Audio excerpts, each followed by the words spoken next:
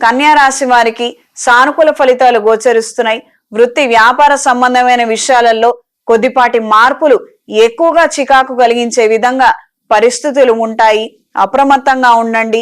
మనం ఈ రోజున ఈ పని పూర్తి చేసేయాలి, సక్రమంగా మనం ఒక డిసిప్లైన్ లో ఉన్నాము, మన అలవాట్లు ఇవి, ఎథికల్ గా బిహేవ్ చేసామా లేదా, రెస్పాన్సిబిలిటీస్ తోటి మనం ప్రవర్తిస్తున్నామా లేదా అన్న ఆలోచనలు ఉంటాయి.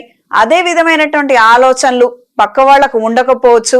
ఇవాళ చేయాల్సిన పని 4 రోజులకి చేస్తే తప్పేంటి అన్నటువంటి వితండవాదం చేసే వాళ్ళు తారసపడతారు. జాగ్రత్త వహించండి. మీకు రావాల్సినటువంటి ప్రయోజనాలలో ఎటువంటి లోటు అనేది ఏర్పడదు.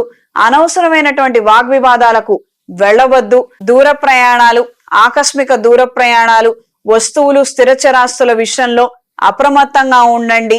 వెళ్ళిన కార్యక్రమం పూర్తి కాకపోవచ్చు.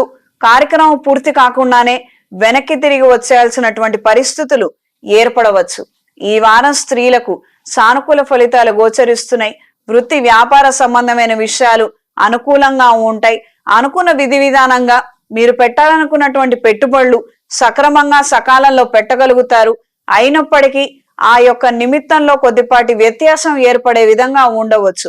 అంటే మనం ఒక ఎస్టిమేషన్కి వచ్చాము, ఈ పద్ధతులు ఈ బిజినెస్లలో మనం ఒక 100 రూపీస్ పెట్టాలని అనుకున్నప్పుడు 100 రూపాయల మీద ఇంకొక 10 రూపాయలు ఎక్కువగా ఖర్చు అయ్యే విధంగా కనిపించటము, మనం ఇంత పోగు చేసుకొని ఇన్వెస్ట్మెంట్ పెట్టినప్పటికీ ఈ యొక్క బ్యాలెన్స్ ఎందుకు ఏర్పడింది, ఎందుకు రేటు పెరిగింది, ఇందులో ఏమైనా లూత్ పోల్స్ ఉన్నాయా, అంటే ఎవరైనా దొంగ లెక్కలు వేశారా, లేకపోతే నాకేమైనా ఇంత క్రితం రాంగ్ ఇన్ఫర్మేషన్ వచ్చిందా అన్న నేపథ్యంలో ఆలోచనలు ఉంటాయి.